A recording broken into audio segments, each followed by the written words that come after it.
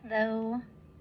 I am going to be releasing some of my garden layouts, and I decided that with that, I'm going to also talk about kind of the why behind how I'm setting up each of the beds. I think it was last year I did a live of just me on my Google spreadsheet making the design, and I talked about it some, but that was just me putting the design together. I'm usually in my head while I'm doing it, and I don't really talk it all out. And so I'm going to go over some of each individual bed in probably different videos and talk about why I'm doing the plants this way, what good they're doing for the soil, for drawing in pests, drawing in predators for the pests, all the different ins and outs. And then yeah, so today's bed is the corn bed. The corn bed that you'll see is 39 foot by 12 foot, roughly, give or take. And it's just an in-ground bed, no till. I started on grass the first year, literally grass, then cardboard, then mulch, then I stabbed through the cardboard and planted my corn seed. And I have figured out this planting method that seems to work really good for me in my area. I'm in Kansas Zone 6, and it works really good for me.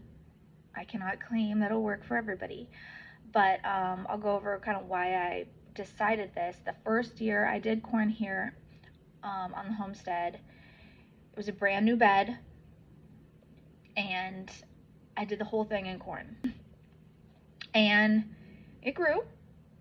I don't remember fertilizing it. Oh my goodness, it was only 4 years ago, but a lot has happened since then. And it grew. It started out, I think, growing pretty good, and at some point it stunted, and we got the banana ear disease, and that's from stink bugs. And all of the corn was bad. It had schmut on it. It was just a mess, and it was like covered with pests. It was bad, what some people would consider bad. Yes, it was a failed crop that year, but it trained my ecosystem because I let it stand and I let it do its thing. And so started seeing predators move in, you know, because you won't have predators come if you don't have the pests. So you have to have the specific pests to bring in the specific predator that eats that pest. So saw predators move in, saw tons of ladybugs and ladybug larvae all over it. It was not just the stink bug. Obviously, there was, you know, aphids and different things that were pestering it that year. So it seemed like an utter failure. But I don't take those things as a failure. I take them as a learning experience. And not only for me, but for my soil, for the pests and the predators, just the general ecosystem. So instead of being disheartened about said pests, I decided to make the bed like 5 times bigger, I think it was, and go at it again. Same spot, because I personally don't do crop rotation, and there's scientific reasons that I have chosen not to do that, go against the grain. And I've gotten into that on some posts, and we can get into that too. But so I don't crop rotate, so I just did it bigger. And so I started this plant design. I did a lot of research on, you know, what are helpful plants, what strategies should I take for specific pests. And that's what I really encourage. I really encourage you to look at where you're quote unquote failing. What pests do you have in your ecosystem, and then adjust to what predators you need to take care of that pest, and then plant accordingly. and it does wonders for me. So I have now planted in this corn block system for a couple years, and it seems to be working great. I didn't fully get it last year because last year was just a mess of a year trying to get the garden in the ground. But hopefully this year I will be able to fulfill it. Anyways, so we have this block planting style. I do a 5x12 section of corn. I particularly seed them about 8 inches apart, pretty thick. And I tend to do 2 seeds, and if 2 sprout, I just leave it. I let it do what it wants to do. I like the crowding, especially in Kansas, because the wind is so bad, and the closer together seems to hold up a lot better than if you're doing it like the foot apart or whatever they recommend. I don't even know anymore. And so then I'm going to surround it with some climbing beans. Hint to the 3 sisters, but not a fully 3, it's just a 2. So then I have that block of planting. Then I give myself a access path because I didn't want it to be just jammed and I couldn't get in there to look at the corn, to test it, all that stuff, see what's happening in the middle, to water it if I need to get in there. Then I do a section of dill and radish. Dill and radish are an amazing pest management plant. And I'll go into the plants in a little bit. Then I do a section of zinnia, then a path, then repeat my corn block, then a path, then dill and radish, and then a middle section, tall sunflowers, carrots planted specifically for bolting, and I'll explain later. And then I'm going to do some legumes. I have on here long beans, but I might do peas, I might do bush beans, just anything legume family. And then it basically repeats, but in reverse, because I like the aesthetics. And it looks like a really pretty bed once it's planted, and you have the corn and the flowers in the corn and the flowers in the corn. You know, it's really nice. So kind of some whys behind it. I wanted a polyculture bed. I wanted it to all work together and serve purposes and intertwine. Let's see. So the main yield is the corn. Obviously, I like to pick my main plant and then decide out from there what are the helpers and what go good with it. So each bed I try to do my main plant. So in this one is the corn, and my other one is the sweet potatoes, and I might have tomatoes, and I might have cucumbers in another one. They're all the main plant, but then you have all the helper plants around it that should serve multiple purposes. And I really like ones that serve multiple purposes, plus you can harvest them for whatever, medicinal uses or food.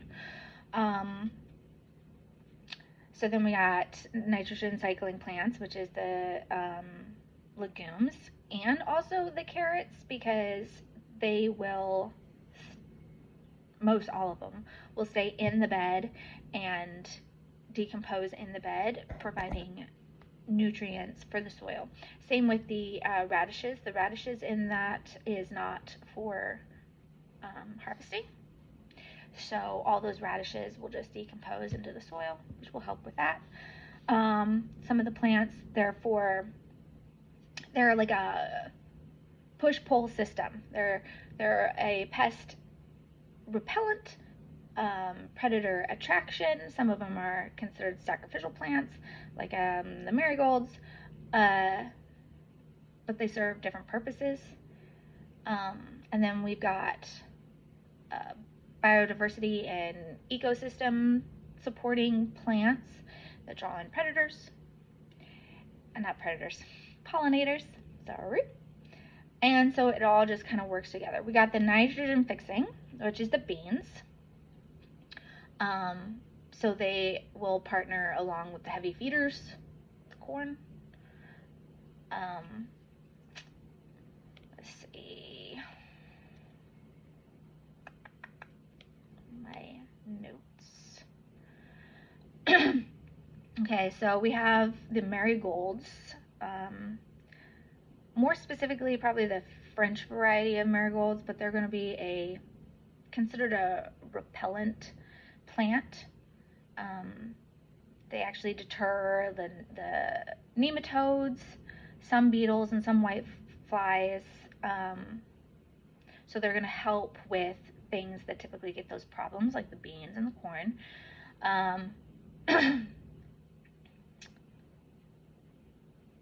Let's see, bolting radishes, they lure the flea beetle and the root maggots away from the corn. So they're kind of like a decoy plant.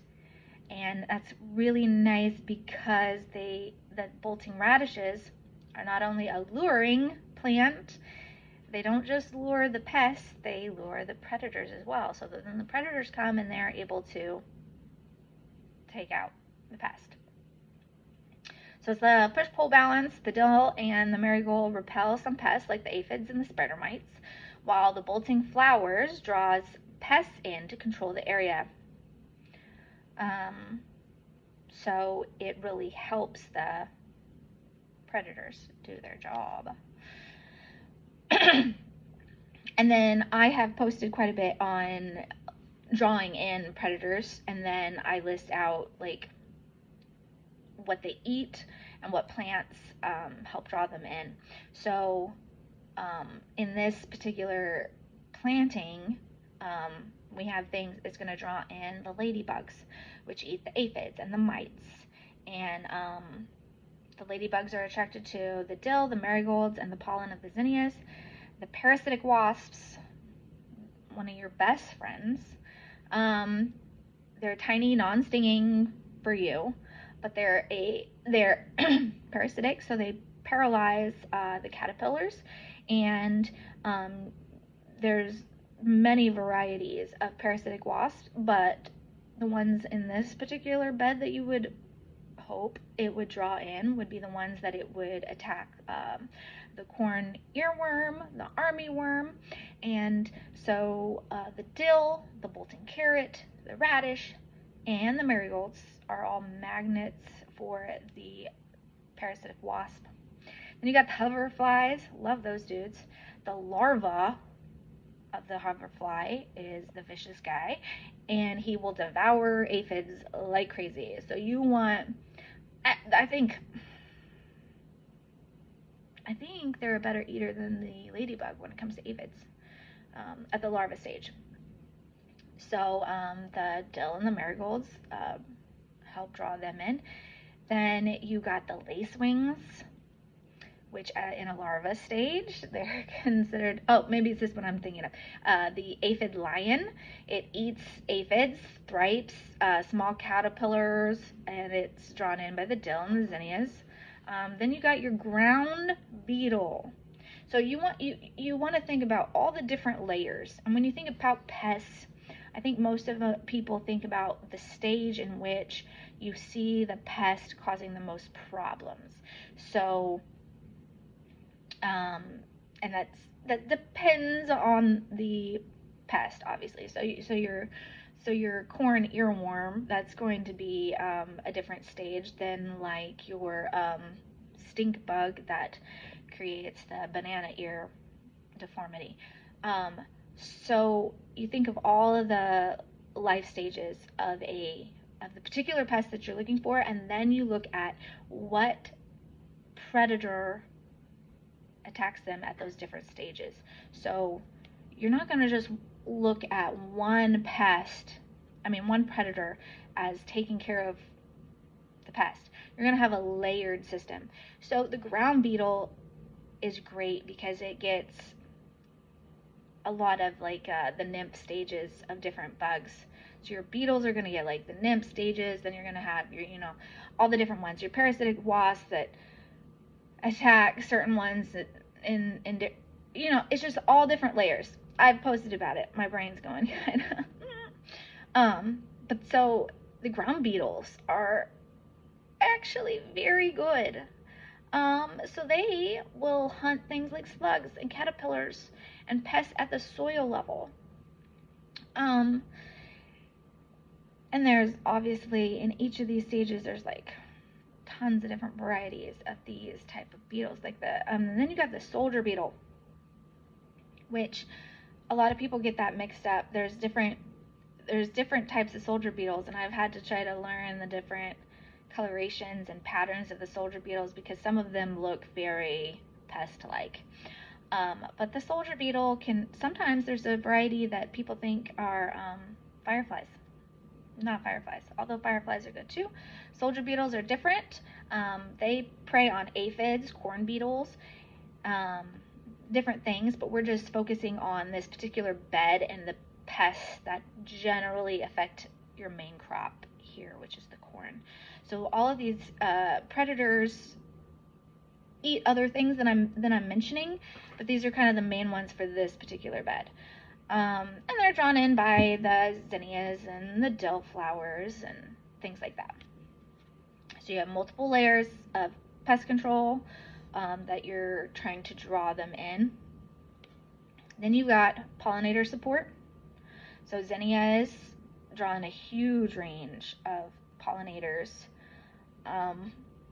I've captured some of them, but not extensively that I've seen in my garden. Many types of butterflies and bees and wasps, and you even have the hummingbird moth, which a lot of people hate, but I love. They just do really good.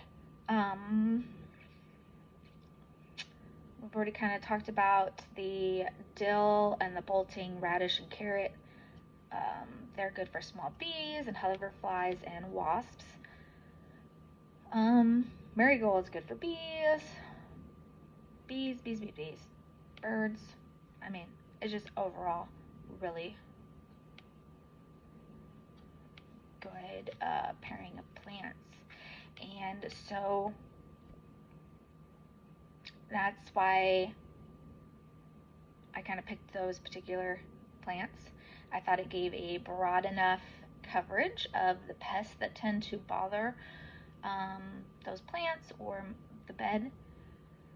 So yeah, that's why I fixed them. So picked them. So the corn, the main crop. Then I looked at what is soil helpers. I looked at what draws, deters pests, and then what is good for pollination, because we all know that corn needs really good pollination. So having that center there and flowers dotted along really helps keep the activity moving along that bed. And there's diversity, so I mean, they go all around. And usually the bed is just humming with stuff. And I will go and I will observe, and observation is like one of my favorite things to do, and I know I'm pretty sure it's like a permaculture principle. But it's kind of like a hobby. Like, I just like going out there looking and be like, okay, there's that kind of pest and this kind of pest. I'm going to keep my eye out for maybe the predator that does that, takes care of that pest. And I swear you can sit and stare at a plant and not see everything that's going on. And the longer you stare, you'd be like, oh, I'm picking up this. Oh, I'm picking up that. Oh, why didn't I see that? Tiny little bug, so it's just really fun to observe and be that lady in her pajamas with her coffee just staring at a plant. That's me. That's my fun time.